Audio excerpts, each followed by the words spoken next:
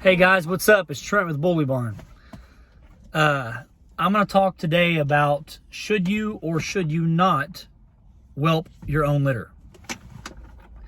I see a lot of people posting and advertising whelping services, and I think I honestly see more horror stories than not. So my thoughts are I would whelp my own litter, mainly because of experience and then just the risk, and then obviously money. It costs a fortune just to have somebody whelp a litter. But if you're just doing this one time, I could understand it, I could see it.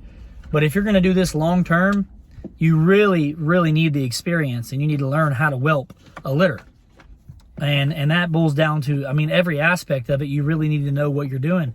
And this is one of those things where you can't just look up online like, hey, how do I do this or how do I do that? Because there's going to be things that come at you, while you're whelping that surprise you, that you don't have time to go look up for and go kind of like learn about something as it's happening to you, as well as trusting someone. So you really need to gain the experience on whelping a litter. And then every time you do it, you're going to get better at it every single time. And for me, I have a hard time trusting somebody else with all of that effort, time, and money that I put into a litter to make something happen. To go let somebody else take care of that and take that risk, that's just a big risk. As well as it's rough on the mama. That female is going to be a lot more comfortable if she is at your house where she lives whelping that litter. If she goes somewhere else that she's not used of, she thinks you sold her or gave her away just because she had puppies or whatever. And she may just, force herself to shut down and not take care of those puppies. And that would be a nightmare in itself. And then you're sitting here paying this person to whelp your litter.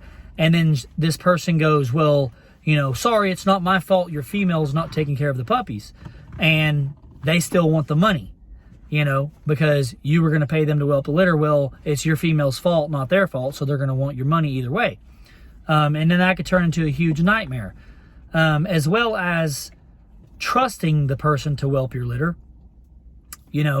I've seen a bunch of horror stories happen where, a whole litter, like, one guy who's like, man, I had had the same person whelp two of my litters, and they both ended up dead before 3 weeks.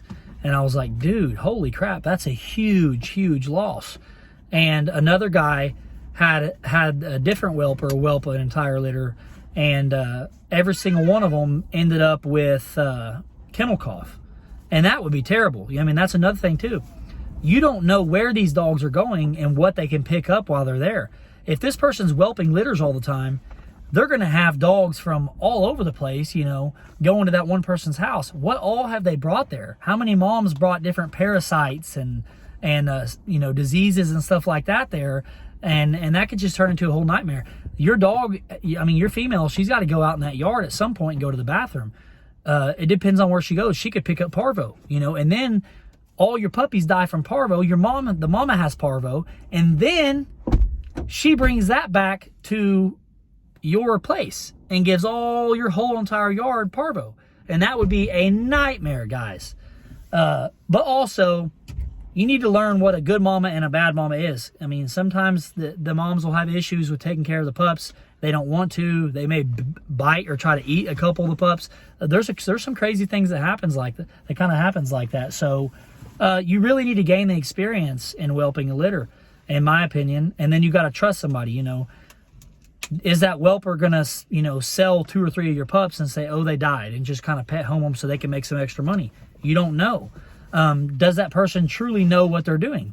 You don't know. There's a lot of people out there that'll do stuff for cheap, and money talks. So whenever you're looking at somebody whelping a litter for you, and you see like, oh, this guy's super cheap, you may just go with him. Oh, it's no big deal. They're staying in the whelping box the whole time. You don't know what's going to happen while they're there. There's a whole lot that can happen in a matter of 4 to 8 weeks, however long they whelp.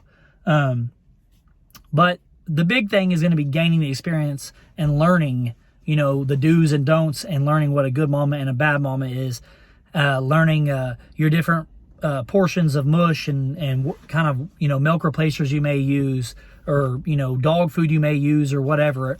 It's just, I mean, there's just too much to learn for me to let somebody else whelp a whole litter for me. And I've gained a lot of experience in whelping litters, and I think it's beneficial for anyone. If you're gonna be a dog breeder, you need to learn how to whelp litters. And that's my big take on it, guys. Until next time, you guys take it easy.